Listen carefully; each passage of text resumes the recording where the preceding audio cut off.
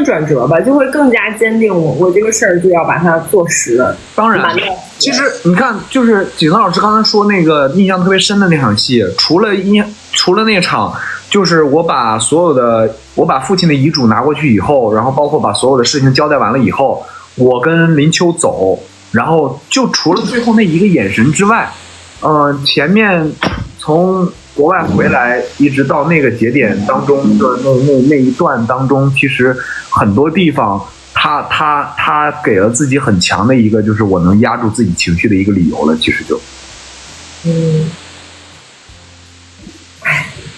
我现在跟你们聊这个剧情，我心里面都堵得慌。你别堵，我跟你说，但是有一说一啊，我当时的时候拍的时候，那场戏是最难的，就是那个，就是我出国去救他那场戏，我在他床旁边，我以为他走了那场戏最难的。我那场戏拍多少遍？拍4、5遍，拍5、6遍了得，难死我了快。我觉得那个点是最难的，他大了也不对，小了也不对，那情绪特别难把控。所以其实我觉得就是再那个什么一点，再使劲的话，也不是说使劲就是放情绪啊，而是说再巧妙一点的话，其实会更好那场戏。因为我看后面的时候剪的时候，他很多的那个就是剪辑上面会把这场戏的情绪拉回来很多。所以那场戏如果连贯下来放下来的话，肯定不如现在这一版剪辑出来的好。我是觉得如果再使劲的话，再努力的话，肯定还能更好一点。但是没有，我觉得因为我看了你在床边那块那个表演是挺好的了，就是因为你一开始不可能一上来就是那么夸张，还是有一些不可置信在的，然后情绪是递进上去的，因为我有看到，而不是说一进来就你怎么了？我觉得那样就不好看了。你看到了吗？这样深不了。看到了吗？你看到了我的剪辑手法吗？你演的也太差了吧！你这个人，你死了！你怎么看到的？不是这样的，我跟你说，好的表演是要有节奏的，就是真的遇到这种事儿是不可置信的，你不会相信的，你不会相信，是慢慢节奏慢慢进的。但是这样的，因为那段戏它是一个闪回，它不可能一下子全给你剪进去，不可能说是只拍老刘5分钟进门难过。也不是，我知道，不可能的，他就是还是很好的，因为我在现场嘛，至少我觉得还不错啦。这场戏批评一下景德老师，就是我把所有的戏都演完了以后，我说星夜我不走，哥哥不走，哥哥就在这陪着你，哥哥不走，我一直在那拉着他手说到最后的时候，我看到了面前就是不确定死还是没死的这个人眼角流下来了一滴泪。不是我这个人演戏是非常感动到了，我都死了，非常认真。我告诉你，哎呦，我说演了4、5遍，我说我在这躺着，问题是我是真的把我仪器都给我安上了。这个导演你也太狠了，对我他说那个心跳都死了呀，他说对呀，真的呀，给我衣服也扒了，一切都给我弄上，搞得我很惨，搞得我很狼狈。我说咱们这么真吗？他是导演说我的戏就是要真，我说好，那我就脱，然后我说好，那我就脱。我脱的啊，不是，我是就是我帮他脱的，然后粘的啊，没有别的人手啊，而且咱有清场啊。对，然后嘴巴还给我涂白了，躺在那个太平间的那一刻，我说哇哦。这感觉还不错哦，很真哦，真听真看真感受。我说老刘一会儿进来看到我这样，他一定会有所触动的，因为很真的，我自己都会觉得有一点点。所以说，一个好的团队，一个好的演员，一个好的对手，真的是会给剧加分很多的。确实是，这是我头一次看见那个，真的是短剧里面应该是第一个，然后有演员就是在扮演的这个角色生病的状态下抢救的时候，衣服是还原现实没有的，是吧？但是他们都纳闷说除颤不除，我说除颤就是脱了除。但是也没有啦，其实就是把被子就是盖着盖，然后衣服只露到肩膀以上，然后所有的上手的都是我，然后那个按压的那个手也是我在按的，所以就是也是保护演员，尽量还原画面的真实。我可不是，我那一场王品按的，王品老师按的。你那个我就不好说听。不是，不然导演怕因为王平老师他做那个就是急救的那个手势，他刚学会。然后我说没事儿，我说咱们为了保证真，对吧？导演的要求是真，我说你就真来。我说完这话开机我就后悔了，差点没给我按死。我真实的感觉到有被拯救到，有被拯救到。但是我跟你说，那个就是锦泽被那个除颤仪电完之后弹起来那几下，就很真实的嘛。哦，真的是好难受，感觉真的好难受，因为就是还原度太高了，然后就太强了。就是一个镜头，我们觉得这演员这个演的到位，太到位了。你能讲讲你是怎么弹起来的？导演跟我说了，他说那个，然后我说我一会儿要那，他说当然了，你被电到了，你能不弹起来？我说 OK， 没问题，你让我电几下？他说我电你几下你就电几下。我说那好吧。然后其实就是一些技巧啦，就是那个风口往上，随着他那个仪器，其实这样弹就是一些小技巧在了，就是能让大家的这个观看度、感受度更高一点点，我就很开心了嘛。对，就感觉到就很有力的那个除颤。那个镜头我也是看完了演了半天，我觉得你超美。没想到看这么美。导演因为这个剧的内心戏其实非常非常的多，然后这个节奏都一点一点铺的，所以你在这整个过程里边，你觉得对你来说最大的挑战是什么呢？其实我觉得这个剧对我来说最大的挑战就是它有很多过去跟现实的一些交错性的叙事，然后我想要尽量不是在大家观感那么违和的情况下去做一些转场的设计，也不知道大家有没有看到，反正就是我也比较爱玩转场，所以就是在每一场闪回啊、闪出啊这种的，不是单单的就是靠一些闪白的处理去做，然后有一些比如说时空蒙太奇啊，或者说同时空的一些转场过渡，让大家能够更丝滑、更舒服的去感受我过去演员过去角色的感受，那种更真实一点。我觉得这是最大的挑战。是，而且这部剧整体它回忆的那个节奏，回忆的那个节奏点，我觉得特别好。就是能感觉到，就是在编剧下钩子的时候，还有就是导演在拍的时候，这两个点就融合在一起，然后我们就会觉得整体它的节奏一直是带着我在往前走，然后不是被我强行植入了一段记忆，就是在跟着他一点点遇到这个事儿就突然想起了什么，特别好这个节奏，剪辑的节奏也很好。对对。小刘，你先问我。讲讲你吐血的事儿吧，我特别好奇，肖导老师怎么，真的你们俩是怎么配合的？这个吐血的这些镜头要保证美观，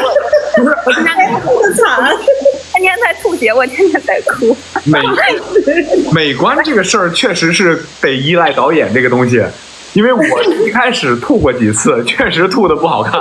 每一次导演都要过来，就是吐完了以后都要过来给我修成一个好看的形状，然后把牙齿上的那些全部都擦干净。就是既保证真实的情况下，还尽可能的不要让我一张嘴就满嘴都是那个红色。对。肖导讲讲吧，肖导，我觉得你生活经验相当丰富。我还好吧，其实他就是这个角色，他剧里确实咳血的次数比较多，那么我就想让他每一次咳血可能是不同的程度，或者说不同的情绪。其实现在剧里看起来最大的那一次就是在酒店房间嘛，对吧？然后那个对艾丽瓶子，那个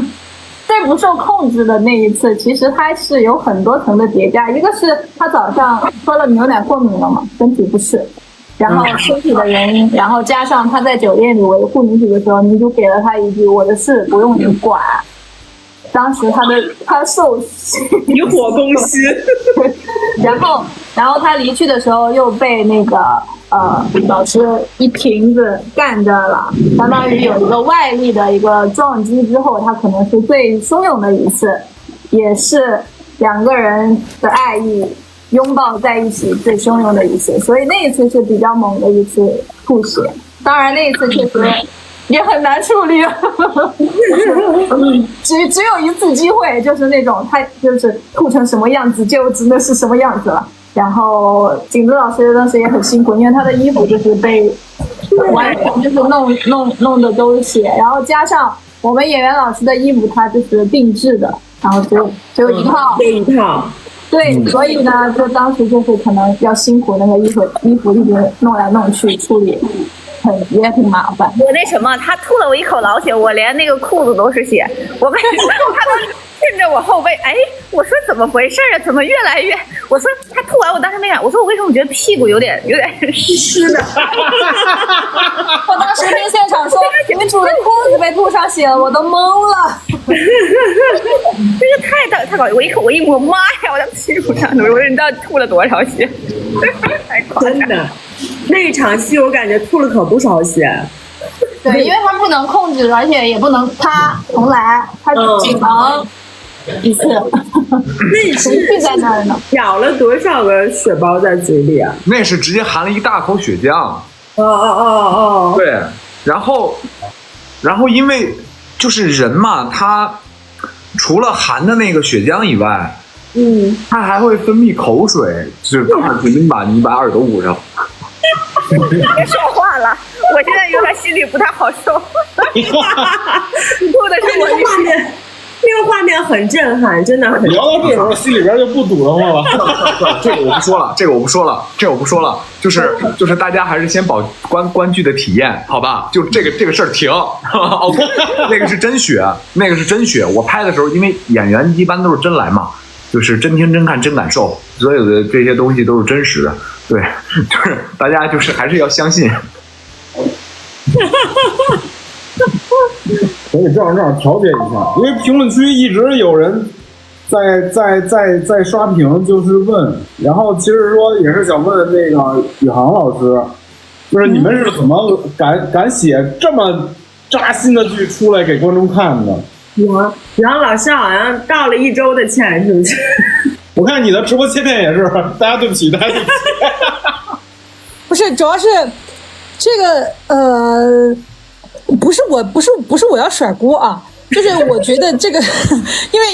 其实就是说这个戏的主笔老师我们家燕喜老师，但是我确实觉得这个故事非常好，就是这个戏我道歉或者说我说什么，是因为这个剧情我自己看着也会很心痛，就是也会觉得就是他这个爱其实是伟大的，但是他这个爱在实现的过程中间实际上是有一点虐心的，所以我觉得大家看了以后可能会跟我一样心痛，所以我才说对不起，就是说就是可能会因为大家其实生活本身就已经很苦了，所以就是说想看点小甜剧，这个我其实特别能理解。然后但是呢这个剧确实是我自己被打动的地方，就是我被这个选题打动的地方其实就是这个设定，就是我觉得江若涵为江心叶所做的这一切，它是一个非常值得被铭记的，它这个过程就是这就是爱一个人的极致的表现。对，就是他没有什么刻意的东西。我说句实在的，这个戏没有什么到后面是为了要这样所以他这样，就这个戏所有的东西都是提前设定好的，就是哪一步到哪一步是什么结局，是什么样的故事，就这个故事本来就是写好了放在这里。就这个故事对我来讲，其实我觉得它其实如果说我来说的话，我觉得它不是一个虐剧，它其实是一个很深的，就是关于爱的故事，关于一个得不到的爱，就是你在一个决定情况下，就是一个人如何表达爱的这个东西。然后其实我更想通过这个剧表达的就是大家都要就是好好的努力的幸福的活着，然后珍惜现在所得到的每一刻。因为有的时候悲伤的事情或者说这种难受的事情，你看了以后，你当时心里面大家看了以后可能当时心里是很遗憾的，因为他毕竟还是生病了嘛。但其实我们生活中也有很多这样的遗憾，但是我更希望就是这个剧传达给大家，就是说如果当你感觉到难受的时候，就是你想一下，有可能是就是这种痛苦它可能是会让你更加成长的，或者让你变得更好，然后或者说这一份爱意背后，或者这一份痛苦背后，你是不是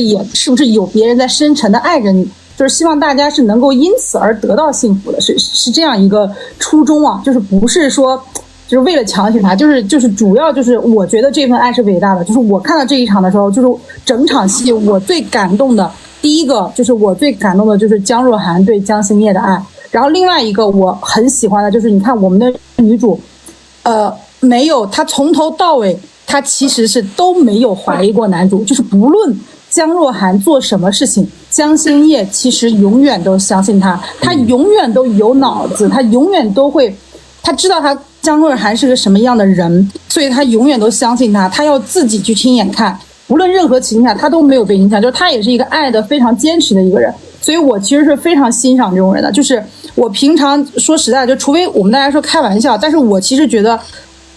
我并不觉得恋爱脑就非要是一个贬义词，就是你很勇敢的爱一个人怎么了？就是你为一个人付出一切怎么了？你愿意付出你就去努力的付出，你不用担心被别人嘲笑或者被别人怎么样。我觉得就大家就努力去爱就好了，就是你只要你想去爱你就去爱。我觉得这个是一个，就是我觉得星烨真的是非常非常勇敢，他做的非常非常棒。真的，所以就是这两个人物真的非常喜欢。是的。想爱就是勇敢去爱，对，就是中间的那个，不用管别人说什么。对，就是其实一开始其实也能看到评论区就会说好多人当时就觉得不太理解那个姜若涵，然后但尤其是后面那个底一出来之后，他才是那个亲生子，那个底一出来之后，就感觉很多东西都化解掉了，对，真的都消解掉了。就是因为太爱了，所以要把一切就是好的东西尽量留给他，然后也不舍得他去死。对，所以哎呀，我觉得你这一点真的说的特别对，就是我觉得姜若涵她就是那种，就是她就是爱一个人就要把什么好东西都给他，就像是那种如果你喜欢一个人，就是你跟他面前放的是一样的吃的，你也喜欢他也喜欢，但是你会愿意把这些所有最好的东西都捧给他。我觉得这个是对，我觉得这个情感其实是非常就是极致且珍贵的。对，就还有那个就是3年前在国外救他那一次，应该就是反正从我的体感上感觉就是姜若涵切身的体会到了，说我的爱人真的要离我而去了，可能就是要没了，然后他可能切身体会到那种状态之后，然后才就是对后面的一系列的这个发展，包括那个情感的约束会更加的较劲儿。对。我这里边有没有一些什么台词各位记忆比较深刻的呢？肯定很多呀，记忆深刻的台词。你自己说，你确定吗？啊？请讲。真的吗？啊！我一个医生来你们家给你打针，感觉像偷情一样。你不要讲陆川，我觉得整部剧最惨的就是陆川。每天都在苦口婆心的劝你，你又不听，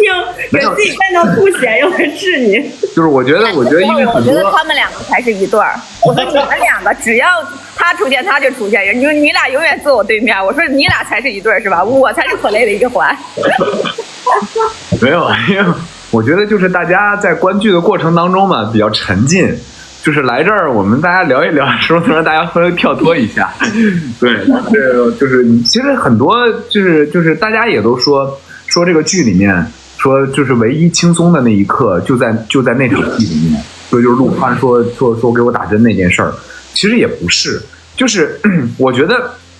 就是你藏于星夜这个剧，就是在大家的观看过程当中，它需要有一个时间，就是大家在就是在接受它的一个过程。其实就像姜星烨接受姜若涵的爱和姜若涵去接受自己死亡，以及包括对于姜星烨的爱是一样的道理。就是在这个过程当中，他们两个也过了很长一段时间才能接受这件事情，甚至到最后都接受不了。所以我觉得大家在观看这部剧的时候，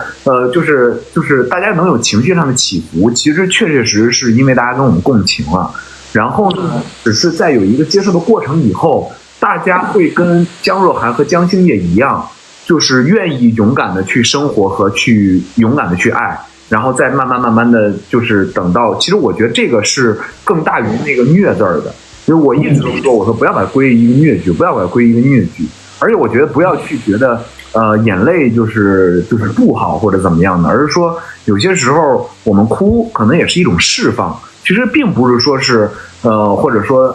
就是大家觉得生活已经很苦了，然后我还看了一个这样的一个剧，其实不是，我觉得有些时候是释放。比如我平时的时候压力如果大的时候，我找不着哭，我找不着一个地方哭，我甚至自己单独一个人的时候我都没法哭，我哭不出来，我上哪想这么多事儿去？但是我突然间看见一个能够让我排解情绪的一个剧，或者说是我看到了一对那么相爱的人，亦或者说是我看到了很多温暖的故事，其实我就会有很多情绪上的释放，让我去排解一些。然后我刚刚也看到了评论区大家说的一些问题，我在这儿郑重的回答一下吧。稍等啊，我刚刚记了一下，是这样。如果眼睛哭肿了怎么消肿？第一，冷敷法，冷敷能缓解眼部肿胀，可用冰袋冷藏眼罩或湿毛巾敷眼15到20分钟，每日多次，以收缩血管，减轻肿胀。二，按摩法，按摩眼周穴位，如清明、攒竹，每次5到10分钟。攒竹还是攒竹，我不知道这个穴位啊，它是个多音字。每日多次，防止拉扯皮肤。就是大家可以照做一下，就是谢谢大家对于你藏于星夜的支持。这个问题挑得好，这个问题挑得好。老刘现场指导大家如何消除藏于星夜后劲儿大的问题。大家的眼泪是对我们的认可。谢谢大家，谢谢大家。对，我觉得这讲的太好了，这完甩一包袱，越来越会了。就是前面讲这么好了，有一包袱。锦东老师，你有没有什么台词让你印象特别深刻的？台词，可是江若涵，你为什么不爱我了？哎呀，你为什么不爱我了？你知道我当时看到这个台词的时候，我当时就想了，这两个人啊，我用现在就是很火的两个语言来总结，就是我觉得江若涵对江心爱的爱就是我爱你，与你无关，是他的爱，我爱你。哇塞！然后我形容我这边的我自己处理这个角色，我觉得江心也是我接受你爱我的方式，就是我知道你爱我是你想用你的方式让我成长，我接受，我觉得这是更高级的爱。这就是我们两个，因为太爱，所以才会。讲得好，讲得好。又是爱人又是兄妹呢，对，真的是。但是那段词儿我当时挺扎心的，应该就是见到和那个邻家千金在一起吧，拉着他的袖子最后说那句，对吧？为什么不爱我了？哎呀，太好哭了。导演有没有一些记忆比较深刻的？其实我记忆深刻的台词是基于拍摄和剪辑过程中，江心夜呢，我记忆很深刻，就是刚刚景长说的办公室的那场戏，他在演的时候因为情绪失控，然后可能有一句词儿，他是老师们应该记得，就是属于那种要说但是卡住哽咽住了，然后很用尽身体最后的力气就把那句词儿说出来，就是看着像卡词儿。是当时拍完他们还问我这个要不要重拍你老师卡词儿，我说不用，那样是最好的，那个状态是最好的。作为江心夜，他可能还顾及到我是江家大小姐，我即使对你挽留，我都要表面上先忍住这口气，但是他内心深有的情绪和忍不住的爱意，他就是会让自己堵在喉咙，他可能就说不出来，但是他就是卯足了最后一口气，就是把那些心里话都吐露出来。所以我当时看完我就说这个老师演得太好我说我就用这一条，到时候剪辑就用这一条。导演，你真的用了这条，我相信你了。对啊，真的很好很好。对，然后男主老师就是大家都知道就是台词演技肯定是非常的 OK。 那我就说一个可能大家不太在意，就是最后大结局的时候不是很多 OS 和 VO 嘛，然后我在剪辑的时候，其实那场戏刘老师全程没有台词，但是在剪辑的时候我就看到他发过来的那句 VO 说江青叶我爱你，最后的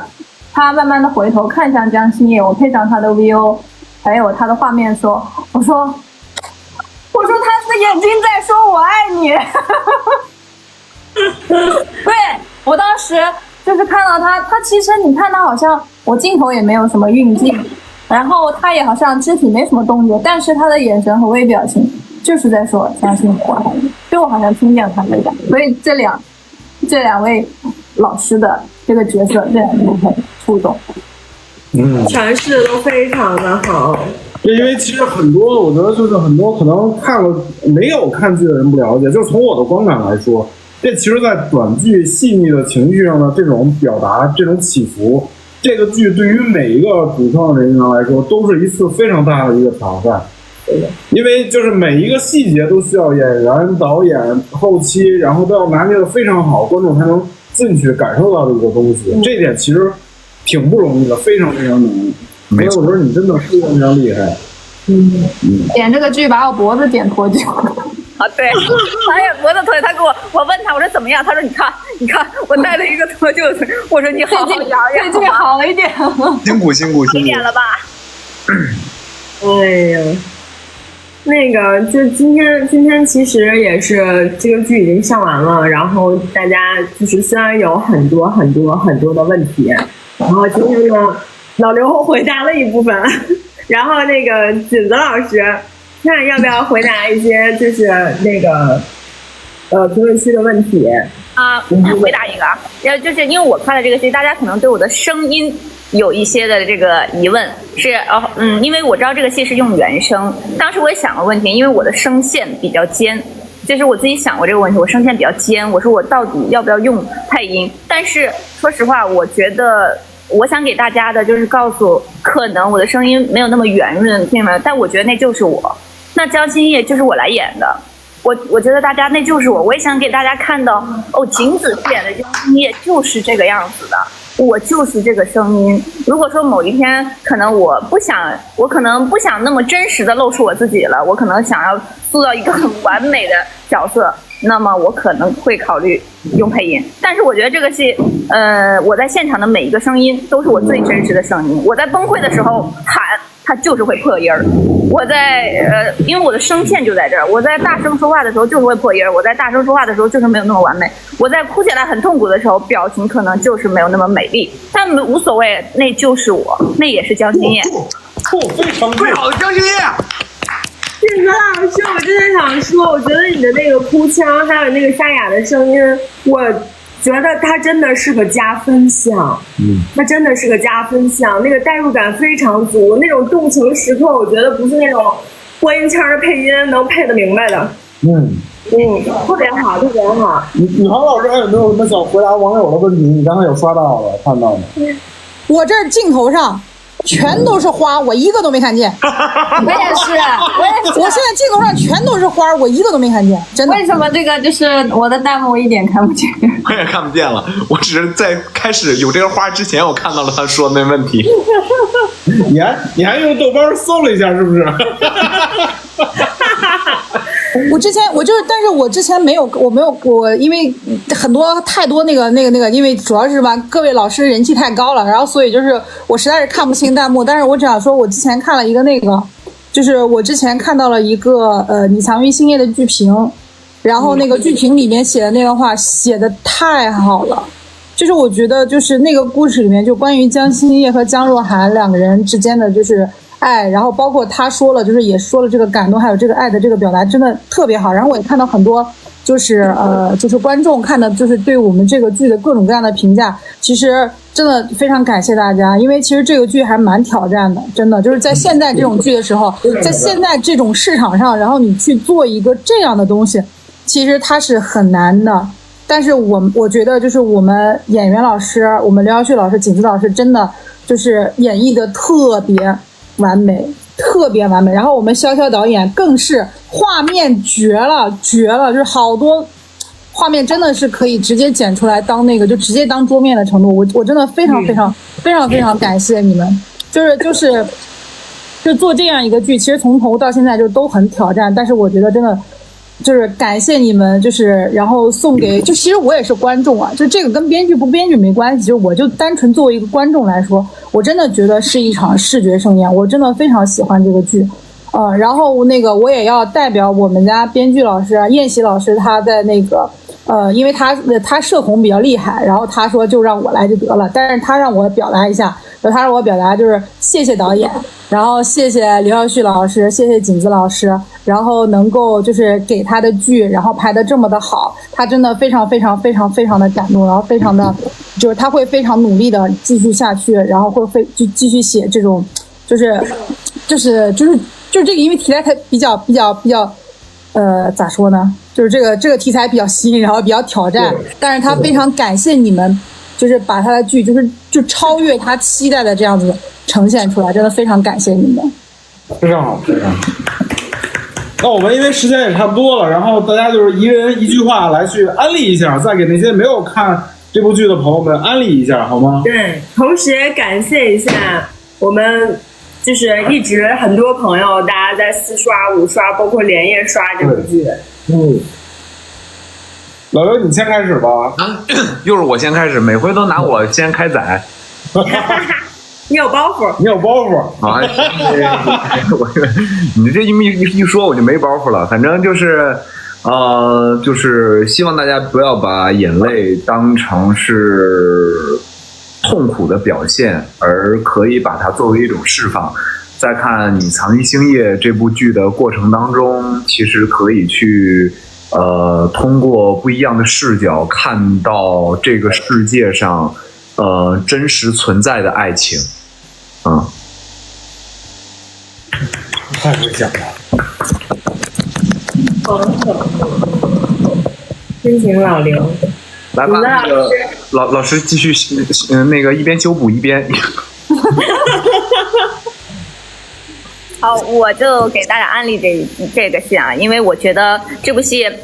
也有女性成长的部分，也希望大家能去看看一个女生，在经历了很多事情是怎么坚强起来的。最重要的是，我觉得这个戏最好看的是2个很单纯的人，有一场很浪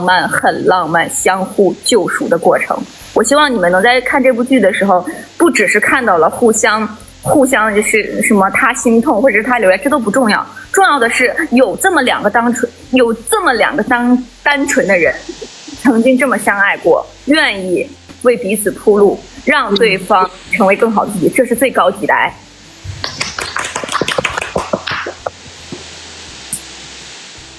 导演